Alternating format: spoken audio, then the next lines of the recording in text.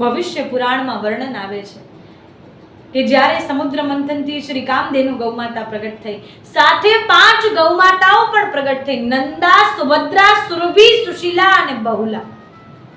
5 ગૌમાતાઓ આ સમસ્ત લોકનું કલ્યાણ કરવા માટે એ કામધેનુ સ્વરૂપે પ્રગટ થઈ. એને પણ કામધેનુ જ કહેવામાં આવે. સુરભી કામધેનુ, સુશીલા કામધેનુ, બહુલા કામધેનુ, નંદા કામધેનુ અને સુભદ્રા કામધેનુ. તેનું વર્ણન પણ શાસ્ત્ર કામધેનુ સ્વરૂપે કરે છે.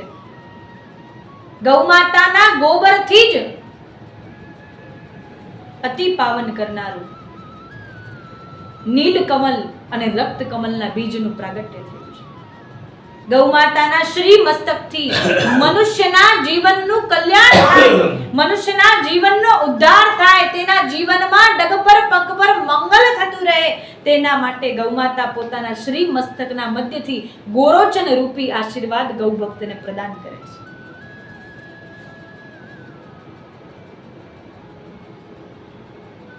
ગોરોચન અર્થાત મનુષ્ય જ્યારે ગૌમાતાની ભાવપૂર્વક સેવા કરે, એક જ ગૌમાતાની 2.5 વર્ષ કરતા પણ યદી વધારે ગૌમાતાની સેવા કરવામાં આવે, ભાવ સાથે નિસ્વાર્થ ભાવથી સેવા કરવામાં આવે, અને જ્યારે ગૌમાતા આપણી એ સેવાથી અતિ પ્રસન્ન થઈ જાય, અતિ ભાવ વિભોર થઈ જાય અને મનમાં એવી કિંકરતા પ્રગટ કરે, અરે મારો ગૌ સેવક, મારો ગૌ ભક્ત, મારી સંતાન, મારો પુત્ર, મારો વત્સ નિત્ય પ્રતિદિન મારી સેવા કરી રહ્યો છે, હવે હું એને શું પ્રદાન કરી દઉં, હવે હું એને શું આપી દઉં, જે પ્રાપ્ત કર્યા બાદ જીવનમાં કંઈ પણ પ્રાપ્ત કરવાનો શેષ ન રહે. જ્યારે ગૌમાતામાં એવા આશીર્વાદનો ભાવ પ્રગટ થાય, ત્યારે ગૌમાતા એ ગૌ ભક્ત માટે પોતાના શ્રી મસ્તકથી ગોરોચન રૂપી આશીર્વાદ પ્રગટ કરી અને ગૌ ભક્તના ગોદમાં બિરાજમાન કરાવે છે. ગૌ ભક્તને એ ગોરોચન રૂપી આશીર્વાદ પ્રદાન કરે છે.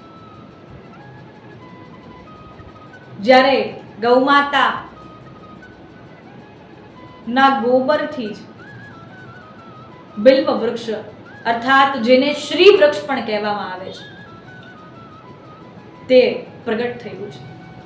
ભગવાન શ્રી કૃષ્ણ ધર્મરાજ યુધિષ્ઠિરને ભવિષ્ય પુરાણમાં વર્ણન કરી રહ્યા હોય કે જે શ્રી વૃક્ષ જેને કહેવામાં આવે, શ્રી સંપન્ન કરનારું વૃક્ષ જેને કહેવામાં આવે, જેમાં માતા લક્ષ્મી સાક્ષાત બિરાજમાન છે, એવું બિલ્વ વૃક્ષ એ ગોમયથી પ્રગટ થયું છે.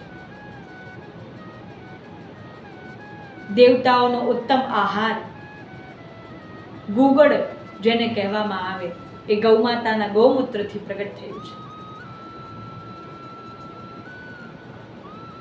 જેના દ્વારા આપણા જીવનમાં સાત્વિક ઉર્જા આપણને પ્રાપ્ત થઈ શકે. એવી જ અનેક મહિમા આપણને દર્શાવતા જ્યારે પંચગવ્યની વાત આવે, ગૌમાતા દ્વારા પ્રાપ્ત ગવ્યોનું જ્યારે આપણે સેવન કરીએ છીએ, ત્યારે ગૌમાતા આપણને અતિ સાત્વિક બનાવી દે છે. ગૌમાતા અતિ આપણને સાત્વિક, એટલી સાત્વિકતા પ્રદાન કરે છે જે સાત્વિકતાની કોઈ સીમા નથી. આ રીતે જ્યારે અનેક પુરાણોમાં, ગ્રંથોમાં ગૌઓની મહિમાનું વર્ણન આવે છે,